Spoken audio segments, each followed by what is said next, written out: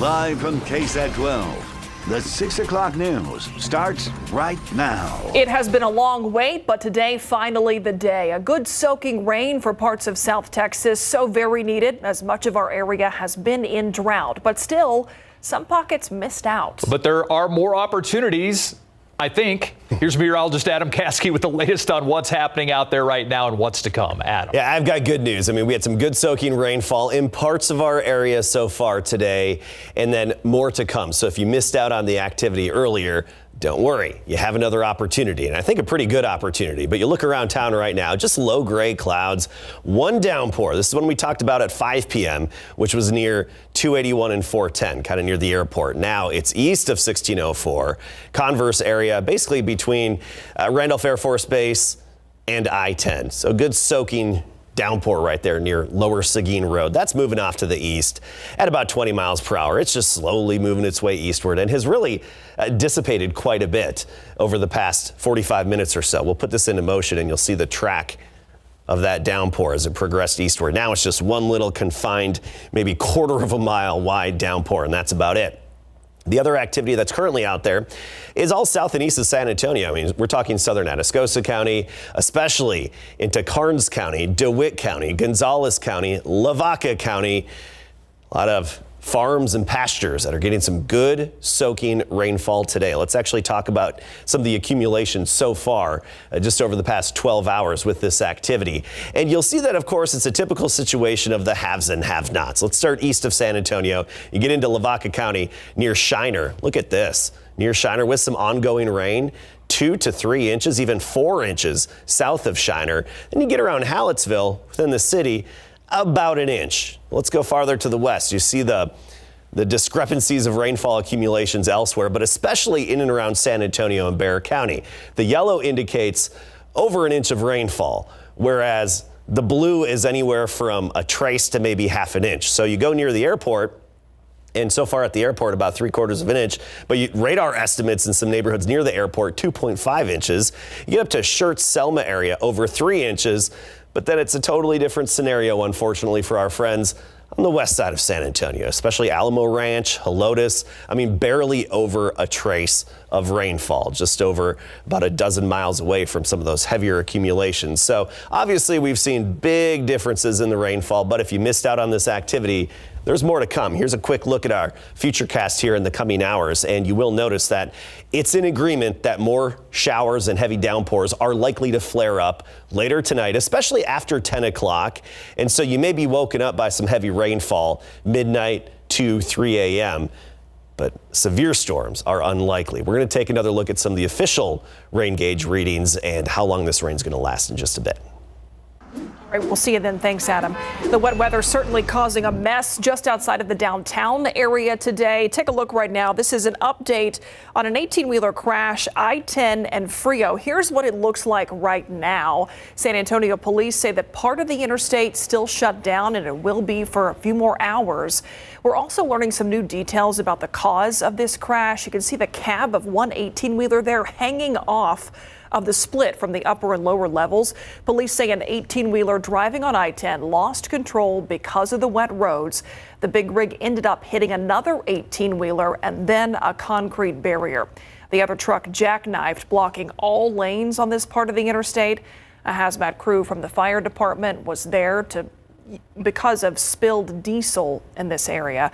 Now, this is an ongoing investigation, and just a heads up, I-10 at the area of Freo will still be closed for a few more hours. I'm sure it was scary for both those truck drivers, but also people just driving behind them or in front of them. Well, border visits and now a border block. A judge has temporarily delayed the end of what's called Title 42 by the Biden administration. Ending Title 42 would allow migrants seeking asylum to stay in the United States while they await their case to be heard. And while Republicans and Democrats may not see eye to eye on that policy, both sides say more federal resources and a stronger plan are needed in border towns. And today in Eagle Pass, a GOP congressional delegation toured the border. That happened just moments after the body of a Texas Army National Guard soldier was recovered. Alicia Barrera reports from Eagle Pass. 3 days after jumping in the river to save a migrant struggling to swim across, Soldier Bishop Evans' body was found today. He risked his own life for a person he did not know because he could not watch that person drown. GOP lawmakers toured those same waters today, where moments ago we witnessed this group of 8, including children, crossing illegally into the U.S. The Del Rio sector right now is one of the most busiest areas in the entire southwest border. House GOP leader Kevin McCarthy says the men and women with a duty to secure the border are being stretched too thin. They are pushed to the limits. And if Title 42 is lifted, it will be much worse. It's not just unsustainable now, it'll be uncontrollable. And while Congressman Tony Gonzalez says people in Eagle Pass live in fear, we've heard from ranchers that their kids, they can't go out and play. They can't. They have to carry pistols. His challenger, Democratic nominee John Lira, says we want to fight that narrative that this is some sort of third world country or some sort of combat zone. Yes, we absolutely have problems that we must get to the root of. Absolutely. Yet both agree that more attention from the Biden administration is needed to address the border crisis. Before he makes this decision, he should come here.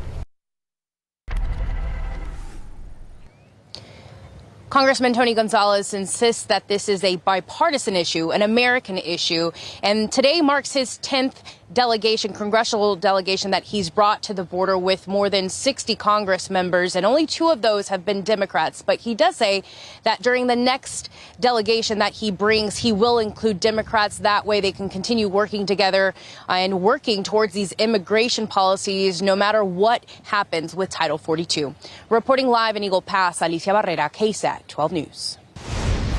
Thank you, Alicia. Well, San Antonio police still looking for the person who fired shots, wounding an innocent man who was just inside his home. That shooting happening in the 500 block of G Street. That's not far from I-10 and Martin Luther King Drive. As Katrina Weber reports, the man who was shot now healing at a hospital. At a little after 4 in the morning, there is very little sleep going on in this East Side neighborhood. San Antonio police, along with 7 other people who were inside this home in the 500 block of G Street, are trying to make sense of what happened. An 8th person, a 59-year-old man, was hit by gunfire sprayed at the home as he prepared to go to bed. Police say the shooter most likely was in a pickup. The victim was in a front room and was hit in his arm and belly. After he was rushed to a hospital, investigators stayed behind, collecting evidence and statements from witnesses. You can tell just from the outside of this house that this is where a child lives, but that didn't seem to matter to the shooter. Police tell us there was a baby in there at the time of the shooting. No one but the man was hit. His wounds were not considered life-threatening, according to officers at the scene. They also were not sure whether he was the intended target or why the shooter took aim at this home. Police expect they will find answers after they find the shooter. Katrina Weber, KSAT 12 News. The San Antonio Police and Crime Stoppers are asking for information in a murder investigation. The victim, 28-year-old Chelsea Echols.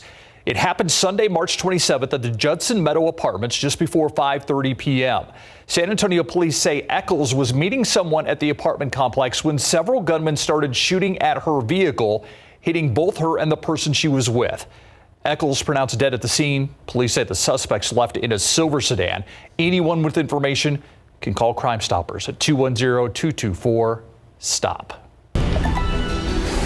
Early voting has already begun in the May 7th elections. And if you plan to vote by mail, this story is for you. In the last election, nearly 4,000 Bexar County voters had their mail ballots rejected, meaning those votes that they cast did not count.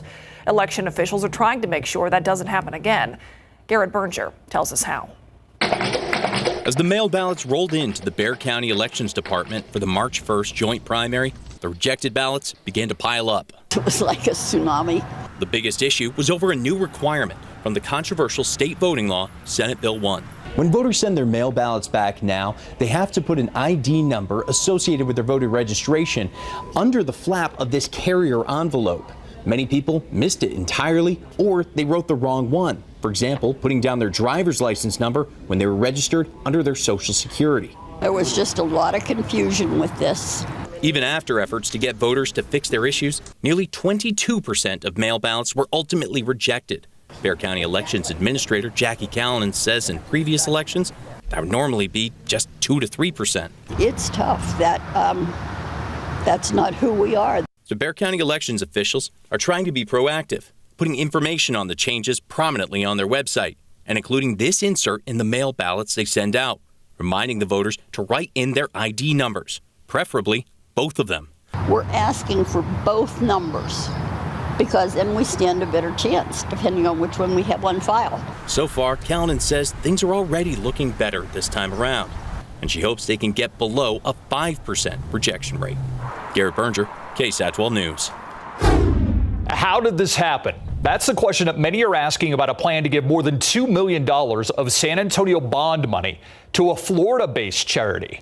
Our investigative reporter Dylan Collier has been digging for answers to that question. You're going to see what he's found in his report on the Night Beat tonight. The nonprofit in question is called Canines for Warriors. They claim to be the nation's largest provider of service dogs for veterans. But some critics are asking, why give money to a charity run by a Jacksonville, Florida city councilman when there are plenty of Texas nonprofits that do the same thing without shipping the dogs out of state? I think when you start the retailing of service dogs to other areas rather than where they're supposed to be, especially if you've got a bond that's building the facility for the training of that dog, what is the benefit to San Antonio? Tune in tonight at 10 to hear from the Florida charity's top local booster, Councilman Manny Pelaez, in part 1 of Dylan Collier's Defenders investigation. If you want to read more about his Defenders investigation and others, just use this QR code and sign up for the Defenders newsletter, where you're going to hear ahead of time about exactly what our Defenders are working on. Still to come here on the news at 6, healthcare gaps among minority groups. How one hospital in San Antonio is working to fill those gaps. We'll explain after the break. Coming up tonight on the Night Beat at 10, a tough blow for a new business. What the owner says vandals stole from this store just 2 months after it opened, and the damage they left behind. We're working on that story and more tonight on the Night Beat at 10. Nationwide, communities are shining the spotlight on disparities in healthcare for minority populations. Metro Health doing the same right here in San Antonio. Our Courtney Friedman reports the focus right now is on immunizations and gaps in access. This map shows the percentages of people vaccinated for COVID-19 in each area of San Antonio. The lighter colors showing fewer vaccinated people are in many of the same zip codes where Metro Health has already identified disparities in healthcare for minorities. We have a lot of programs within federal immunizations that offer vaccines at low cost or no cost. Metro Health Immunizations Program Manager Michelle Gilstrap says the financial aspect covered during the height of COVID will remain, but access is still an issue. So they're also continuing and even expanding the mobile pop-up clinic model that helped immensely when COVID-19 vaccines were released. Since the onset of COVID, is we recognize the need to have additional staff available in their own right to go out and do these vaccine clinics. Federal dollars helped Metro Health hire 30 to 40 contract workers and fill full-time positions by moving employees from other departments. Those jobs permanent now that they're scaling their mobile clinic model to fill continuing gaps in care. We're utilizing our pop-up structure for getting not only COVID vaccine out, but also intending to roll out other vaccines. You can also make your own request to have one of these mobile health clinics come to your school, your church, or your event. All you have to do is call Metro Health or send them an email. We'll have a link at KSAT.com. Courtney Friedman, KSAT 12 News. All about the rain today, and we heard from Adam a few minutes ago. We got some more opportunities out there. I can't believe it's always one of those things like when you're in the middle of it, you're like, oh, it's raining everywhere. Yes. That wasn't the case today. Not at all, and that's so often the case around here, especially in the spring and summertime with our rainfall, where you get those isolated streaks of heavy rain, and you get some training showers as well, meaning they follow each other, kind of like the cars of a train. And That's what we see, and that's where you get the highest accumulations. And you look at the activity right now, most of it east of San Antonio, and even some in the hill country we'll get to in just a second. North of Cuero, between Cuero and Shiner, heavy, good soaking rain for the ranches. This is what we like to see, and this is what we really need on our drought-stricken soil. You get into Wilson, Karnes County, some heavier rain, especially just east of Falls City, basically midpoint between Falls City and Yorktown, and even Yorktown getting clipped a little bit, and some pockets of moderate to heavy rainfall farther south down I-37 and even 281 where it branches off near Choke Canyon Reservoir there. But I also want to talk about the hill country a bit. Some shower activity now moving in. We have changed radar sites to get a better view and vantage point of this action. But lightning and thunder, this is a good example here of the training showers, the ones that follow each other, moving through parts of Edwards County near Rock Springs. And this is when you get the highest accumulations, where it's one after another after another. But if you miss out on this activity, and you missed out on it today, such as Helotes, Alamo Ranch, we're talking west side, far northwest side, don't worry, more opportunities are coming. And it's good to still just see this development out there, which is basically in line with our thinking of more development later tonight and on into the first part of the day tomorrow. So let's talk about it here. Let's time this out for you. And you notice how our rain chances really jump up after 10 p.m. That's when we get them up to 60% again. So pretty good coverage across south and central Texas. Tomorrow morning for the morning commute, I still think about 60%, but then by 8, 9 a.m., those rain chances start to taper off a little bit. Here's the futurecast. Key with this, don't pay close attention to the exact placement of the downpours on the screen. Just the mere fact that this futurecast is in agreement with more development and the intensity of these showers and even little thunderstorms. I say little thunderstorms because they mainly just have heavy rain. You may be woken up by a crack of thunder, a flash of lightning here and there tonight, but we're not expecting any severe thunderstorms. So luckily, this is likely to just be good, beneficial, soaking rain. Just what we need, and it's good to get it. And notice by 2 a.m., some activity lasting or coming and going. Then through the morning commute, we'll probably have some issues on the roadways tomorrow with wet roads, ponding of water. So there could be some delays for the morning commute tomorrow. And then by the midday, most of the action shifts farther south of San Antonio. So more opportunities to come. And this is what we've seen so far today. Actually, I just updated these numbers. This is as of about 6:10 p.m. Wind crest over an inch. Stone Oak, big difference in Stone Oak from 1/4 of an inch near Camp Bullis to a couple of inches east of 281. Schertz 3.15. One rain gauge in Alamo Ranch 0.08. That's it so far. More opportunities to come. 65 right now. Dew point is 61. Temperatures have dropped off. A combination of the clouds, the rain, and the cold front that moved through. It's still pushing its way through Laredo at 90 degrees, but Bernie now 59, 62 Bandera, 70 in Castroville, Seguin at 64. Tomorrow morning, most of us right near 70, give or take a few degrees. And then by the afternoon, we get only into the upper 60s. So a cool day tomorrow. Most of the rain tonight may wake you up a little bit, but let the kids be rest assured that we're not expecting anything damaging. No large hail, no strong winds, nothing like that. Just maybe some heavy rain, which can be good sleeping weather for some folks.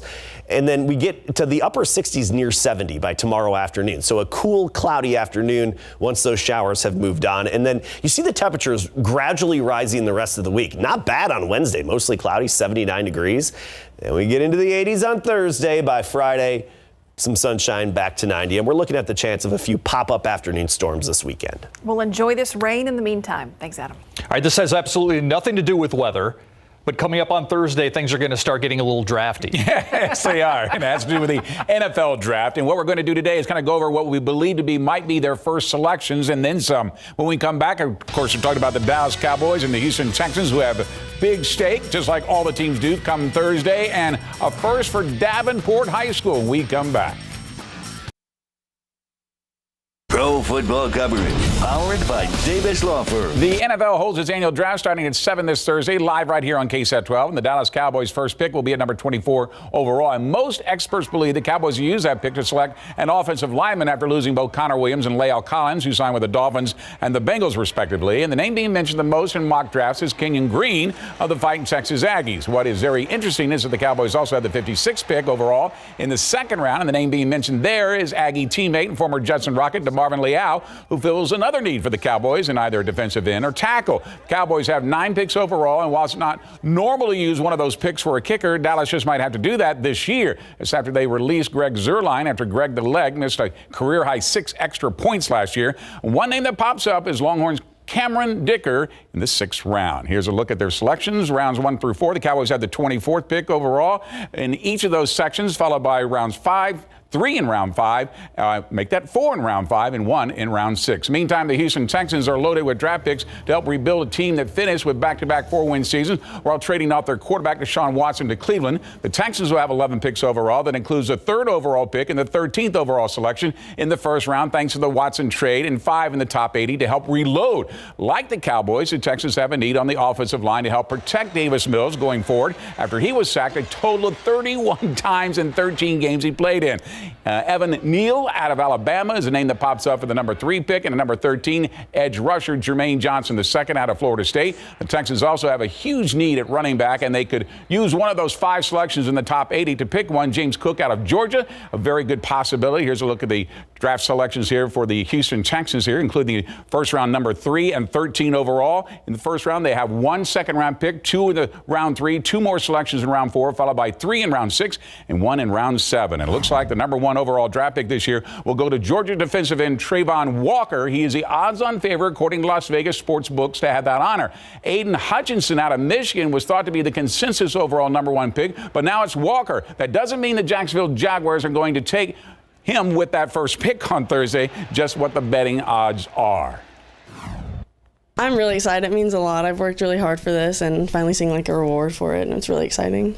A big surprise today at Davenport High School as Mason McKinley got a big send-off she was not expecting as she heads to the state tennis tournament tomorrow, being held at the Anne Marie Tennis Courts. McKinley is a first state qualifier from Davenport, which is just in his 2nd year as a program. The sophomore will be competing in the Class 4A girls singles competition tomorrow morning at 10:30 a.m. She is one of 23 area tennis players competing across Class 4A, 5A, and 6A competition. And registration is now underway for the 1st annual Lieutenant Colonel Hector Villarreal Memorial Golf Tournament on May 23rd at Silverhorn. Player check-in starts at 6:30. Shotgun start featuring a Florida Scramble will begin at 7:45 a.m., with award ceremony to follow. We'll leave it up a bit longer so you can capture that QR code to sign up. This will benefit the San Antonio Coalition for Veterans and Families. And we're just getting word late that DeJounte Murray has missed out on his opportunity to become the NBA's most improved player, who he lost out to, coming up tonight on the Night Beat. Okay. Did you see me while you were doing my tennis moves? I sure did. I was impersonating a young Myra Arthur. Oh, very good choice. Yeah. You know. His backhand needs a little work. I was saying, watch the backhand.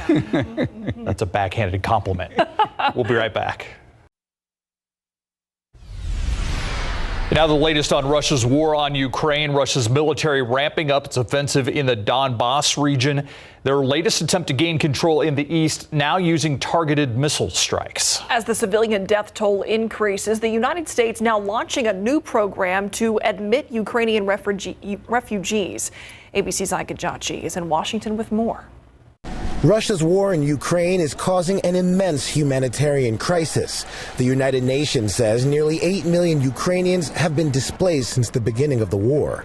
Today, the United States will begin to fulfill its promise of welcoming up to 100,000 Ukrainian refugees into the country. It comes as more U.S. military aid arrives in Ukraine, 72 long-range howitzers, military support vehicles, 144,000 artillery rounds, and 121 newly developed Phoenix Ghost tactical drones. President Zelensky meeting with U.S. Secretary of Defense Lloyd Austin and Secretary of State Antony Blinken Sunday. We want to see Ukraine remain a sovereign country, a democratic country, able to protect its sovereign territory.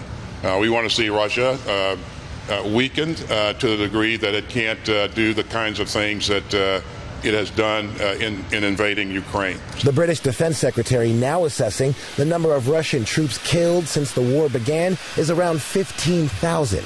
And new videos showing a fire erupting at a Russian oil depot near the border with Ukraine. The cause of the fire not known, and Ukraine is not claiming responsibility at the moment. All this as the new Russian offensive still shows no sign of slowing down, with explosions happening in the southern coastal city of Odessa and in the port city of Mariupol. UN Secretary General Antonio Guterres will travel to Moscow this week to attempt to reach a peace deal with Russia's President Putin and Zelensky. Ika Jachi, ABC News, Washington. The majority of young Americans aren't too happy with how President Joe Biden is doing. That's the latest from a new poll out of Harvard. It shows 41% of young Americans approve of the president's job performance. That's down 5% from in the fall and nearly 20% from last spring. This Harvard Institute of Politics poll included people between the ages of 18 and 29.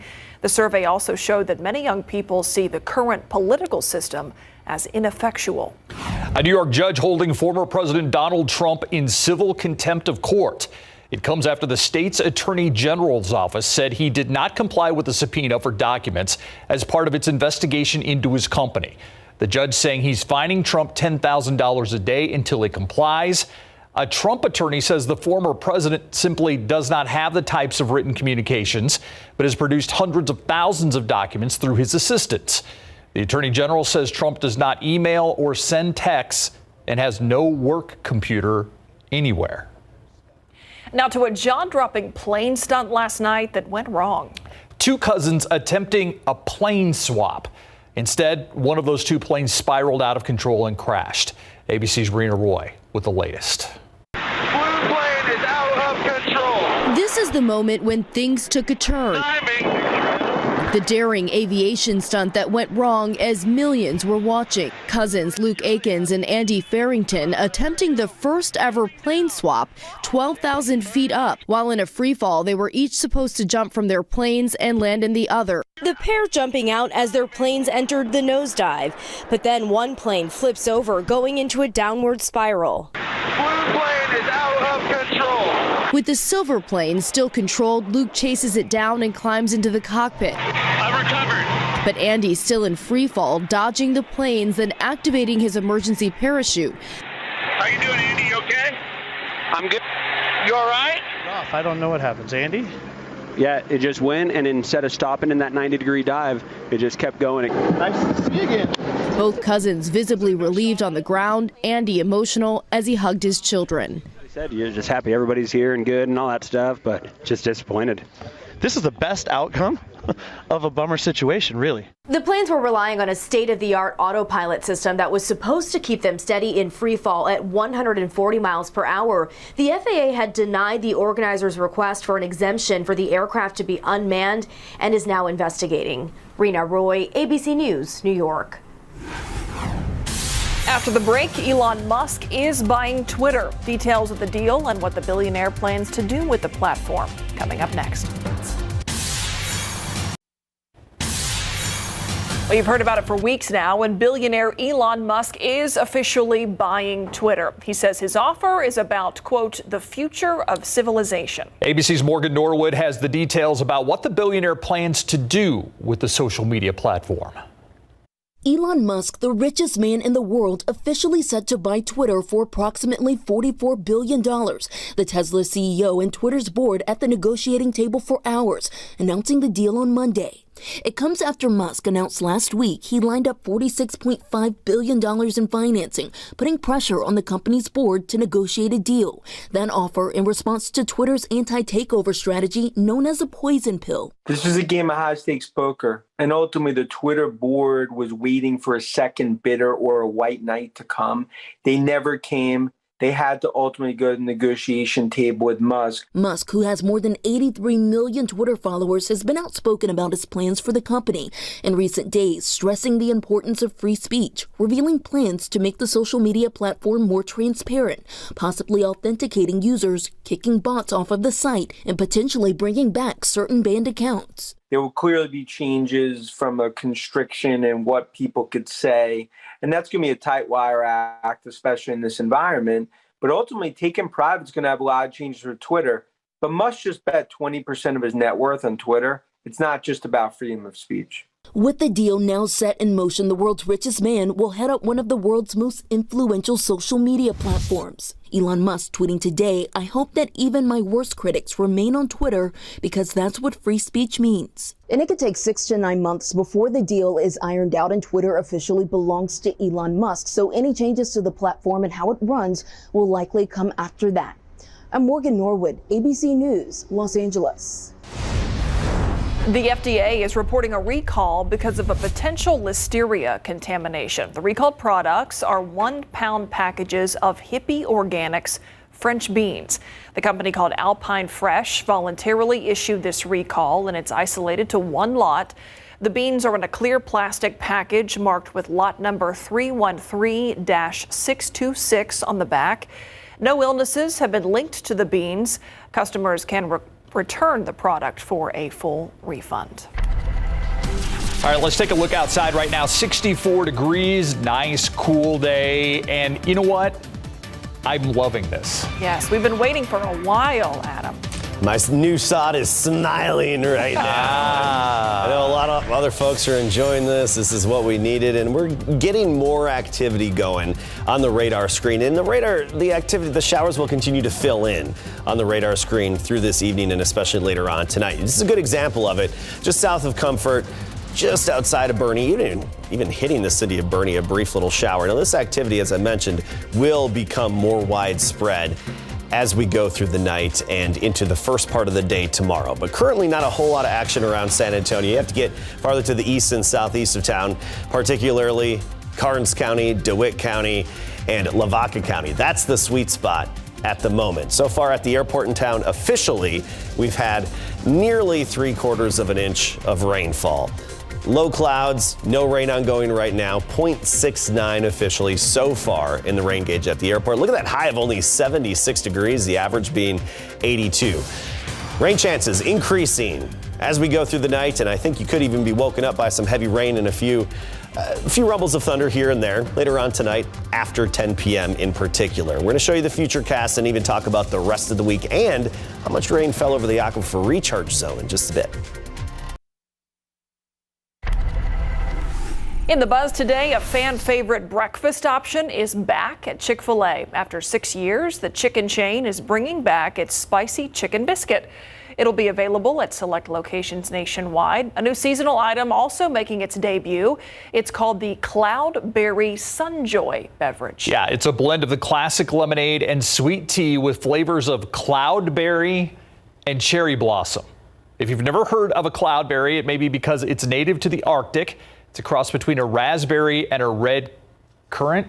Sunjoy available today at all Chick-fil-A restaurants. All right, a zoo in Florida welcoming a new baby spider monkey named Batman. All right, look closely at its face. The mark looks like the bat signal it's used to call Batman when bad guys are stirring up trouble in Gotham. Batman born at the Brevard Zoo in Melbourne, Florida, on April 15th. Now, zookeeper's not sure yet if it's a boy or a girl, but the little one doing well with an experienced mom and other members of the spider monkey troop to check in. Black spider monkeys are classified as vulnerable to extinction because of the destruction of tropical rainforests and hunting. Minimizing waste, one bottle of whiskey at a time. One biofuel scientist has discovered a way to use the byproducts of whiskey to fuel your car. The solid byproduct of whiskey is called draff. The scientist used a fermentation process to transform this byproduct into biochemicals to replace some oil-based products, including diesel used in our cars. This really has Adam Caskey's attention. I don't know if you've noticed it. The challenge would be scale. Biofuels only account for 3% of fuel used globally. Guess what? There are already whiskey-fueled cars in Scotland. Of course there are. That makes sense. I would think Scotland and Kentucky, they should already have whiskey-fueled cars. Using the whiskey byproduct reduces the truck's carbon emissions by 90%. Of course this has Caskey's attention. It's a science experiment. You know, I think whiskey-fueled cars is worth a shot.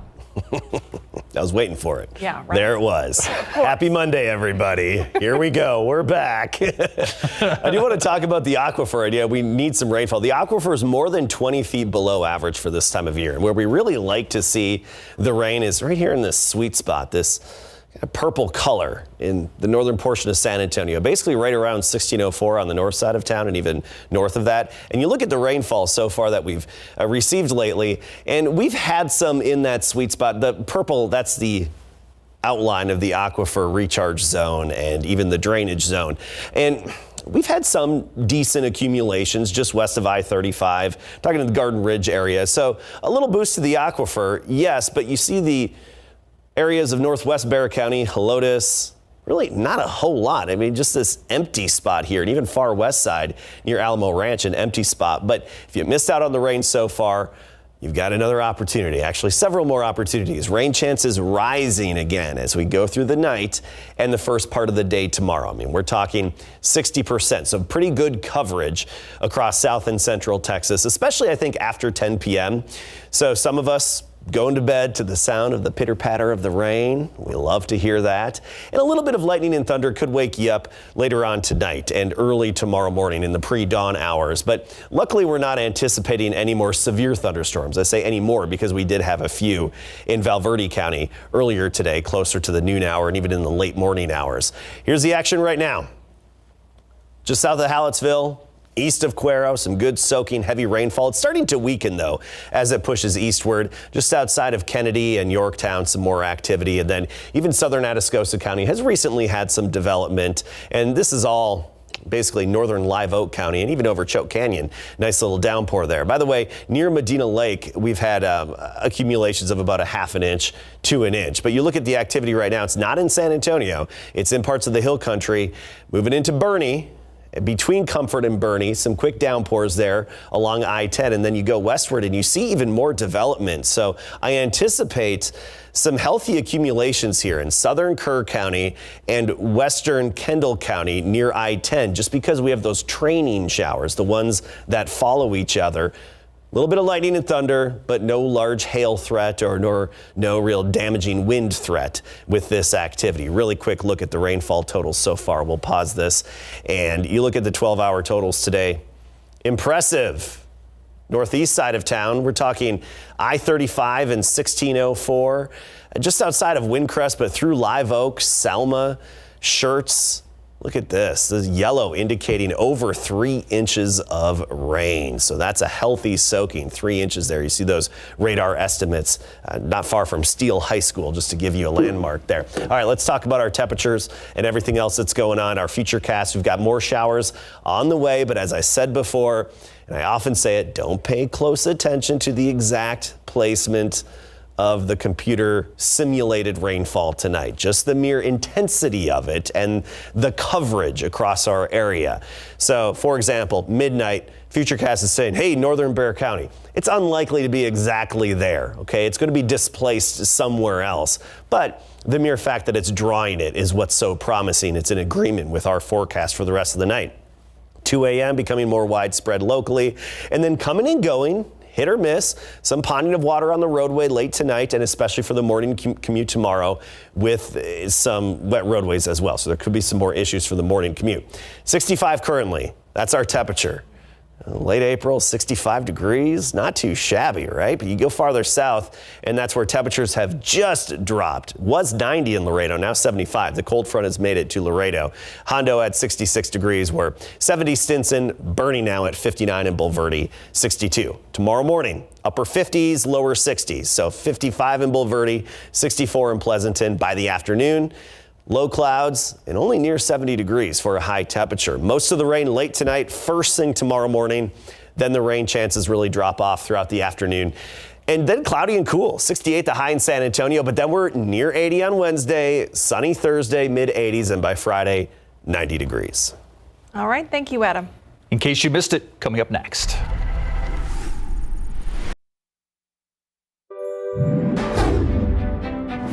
It's Monday, April 25th. This is TransGuide showing us a live picture at I-10 and Freo.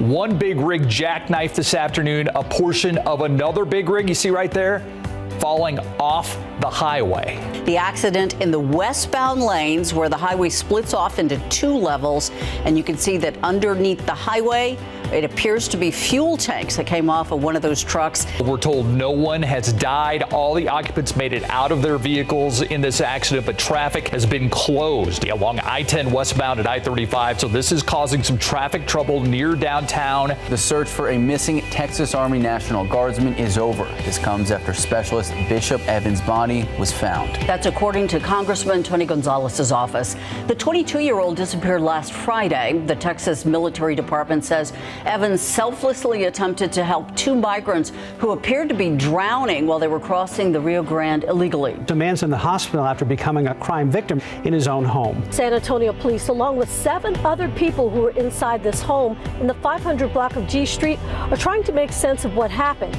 An 8th person, a 59-year-old man, was hit by gunfire sprayed at the home as he prepared to go to bed. After he was rushed to a hospital, investigators stayed behind, collecting evidence and statements from witnesses. The New York State Attorney General announcing that former President Donald Trump will be held in contempt of court. That's according to a tweet by Letitia James. She is saying that he must pay $10,000 a day for every day that he defies the court's order to turn over his financial documents.